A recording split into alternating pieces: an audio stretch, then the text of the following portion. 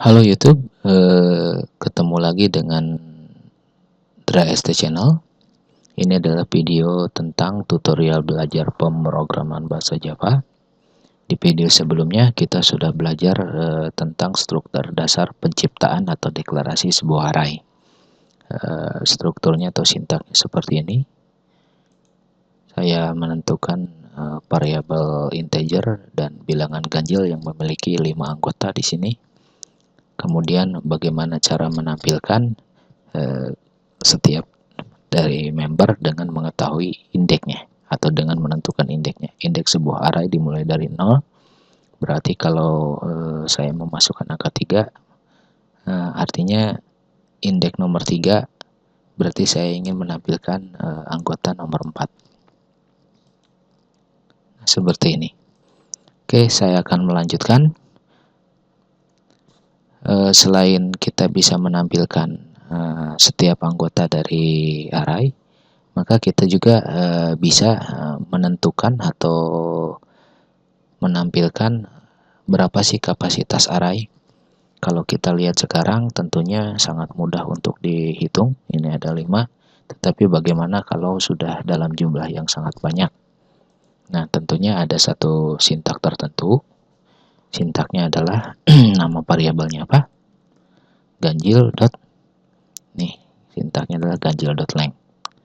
Nah, tapi dia tidak bisa langsung menampilkan, jadi kita tetap harus menggunakan sistem out print line.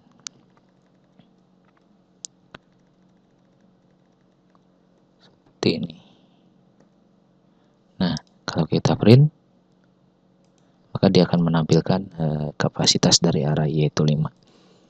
Jadi tentunya kita tidak perlu menghitung manual. Kemudian dengan memanfaatkan ini untuk menampilkan kapasitas, di sini muncul 5, maka sebenarnya saya bisa menggunakan for loop.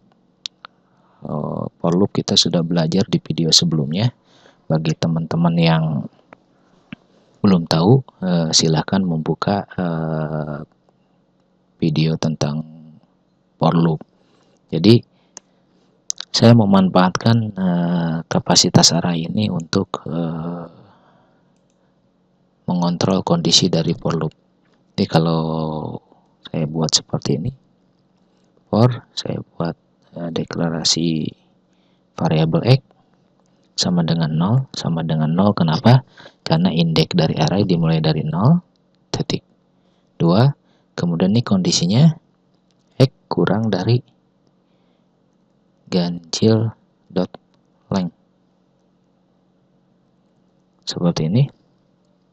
Nah, tentunya nih x kurang dari 5. Jadi bisa tulis seperti ini atau bisa tulis langsung 5. Jadi 0 sampai 4. Kemudian seperti biasa increment itu x plus plus. Kemudian kurung kurawal, tutup kurung kurawal. Ini jadi for loop-nya ada di sini. Sebelumnya saya ingin menampilkan indeksnya dulu. Tentunya dengan hasil for loop ini saya bisa membuat sebuah indeks dari array. Nah, ini saya kontrol garis miring. Nah, ini 0, 1, 2, 3, 4. Jadi 0, 1, 2, 3, 4. Jadi kita sudah punya indeks. Artinya saya sudah bisa ngeprint array secara langsung. Jadi kalau kemarin saya ngeprint satuan, itu tentukan indeksnya di sini 3 atau 1 atau 2, gitu kan? Nah, kali ini saya akan langsung menggunakan x sebagai pengontrol indeks.